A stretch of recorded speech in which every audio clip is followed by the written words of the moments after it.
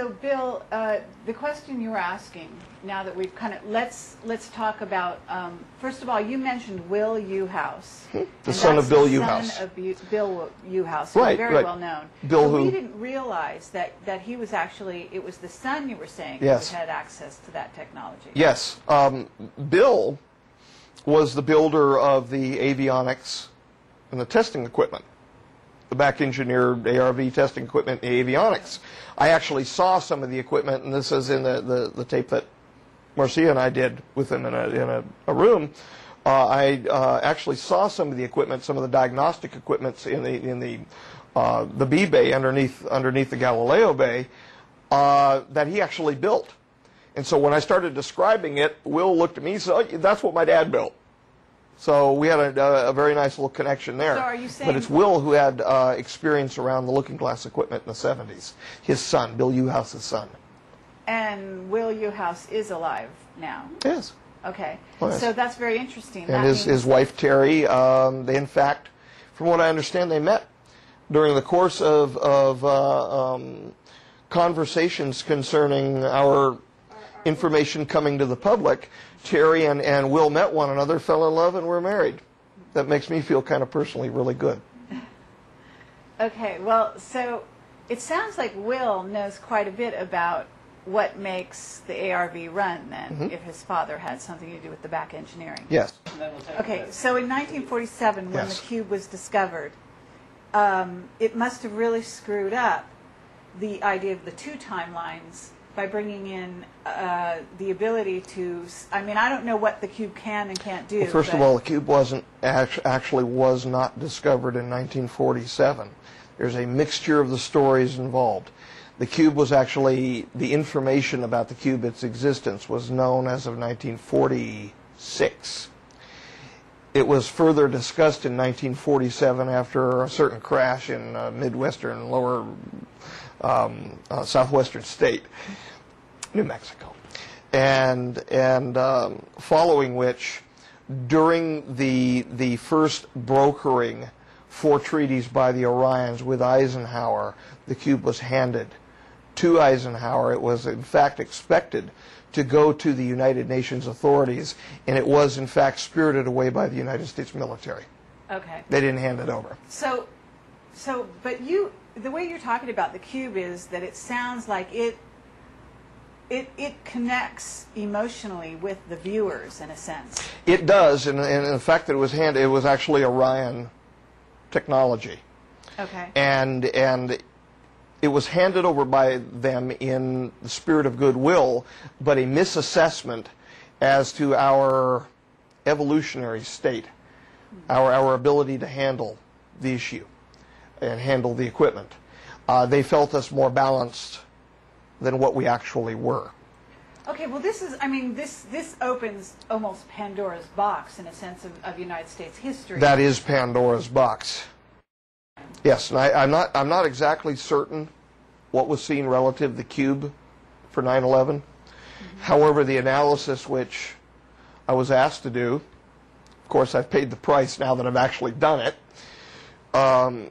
Again, people don't want to hear the answers that I came up with, but the analysis that I did indicated that certainly there's at minimum a great suspicion concerning the delay of response. And the information that I have directly from one of the former seated members was in fact that we were aware, but this was looking glass technology, not the cube. I understand. That we were aware as of the middle 1990s that there would be a coming Islamic extremist war with the United States. We were also aware of certain alternative situations that they used the statistics from the looking glass, from the variability between the different pictures, to show that would be occurring at the same time, another probability at the same time. And from their perspective, that the least of the two consequences was 9/11. I am aware of what the other possible consequence was. I'm not willing to come out and start mentioning it because I don't know what the consequences are of speaking the things that have not thus far happened, yet the probabilities existed that they could. Yeah. No, So you know, I'm feeling a little bit, there's a little weight when it comes to that. But okay, you're saying though that the looking glasses have been, as you called it, decommissioned. yes, ma'am. And that means across the board. Across the board. Okay. They are shut down. And you said there was 50 man-made devices, and I'm assuming I said at least 50 that would access or create stargates, in essence, out of natural vortexes. Yes. And they would suck them in or make them available. Looking glass, and a looking glass is not the same as a stargate. No, a looking glass is a back-engineered form from the original cylinder seal descriptions on how to build the units that they made Stargate. So in essence, you could take a looking glass yes. unit and make a couple changes to the equipment, okay. lift it up on an angle, okay. put field posts around it, and open up a hole to step through. Sure. Okay, but the looking glass can show you the future. So are we saying future that probabilities, not the future. Okay. So are we saying there were 50 looking glasses in operation as well? Oh no, there were much less. Okay. Yeah, we had a basic monopoly over the looking glass, that and India. India brokered early on with Indira, when Indira Gandhi was brokering the Committee of the Majority between the United States and the Soviet Union, because the Soviets were threatening to start their own treaty system up with the extraterrestrials, which would have become untenable. We agreed then to expand MJ-12 from a wholly operated and owned American operation to an international operation, and thus was born the Committee of the Majority between 1963 and 1967. And when that information was brokered, that happened in parallel with, kind of under the table, but in parallel with the United Nations treaties involving things like the Test Ban Treaty and the Outer Space Treaty. And so it was being done at the same time under cover of UN support. The diplomats were going back and forth and brokering the opening up so that the treaty system would be a single treaty system and thus tenable and manageable to hopefully a good outcome. And we'll be knowing within the next few years whether that was successful. Okay, so this is really fascinating. You're saying that some other countries, India for one, had access to looking glass technology. Yes, ma'am. They had that written in as far back as the 1960s and 70s, when it was actually being back engineered from the Stargate material. And so at the same time that Will Uhouse, for instance, was looking at the early generation looking glass, India had the same.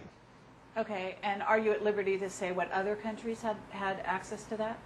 To the information or to the equipment? To the looking glass, to a looking glass, or the ability to create a looking glass and look at time, look forward into their own histories. No, is because that without exception? And I'll tell you why the answer is no. Within the treaties, the looking glass, as well as the Stargates, as well as the cube, and information movement pods, are all contained within the treaty system. Within that treaty system, it also prohibits and allows certain passage of information amongst delegates on where the looking glass material is and where the information flow is, what the access is. Being that I stood in Bandolier, I'm considered a delegate, therefore I cannot tell you. Okay, so you can't tell me who has access to that technology?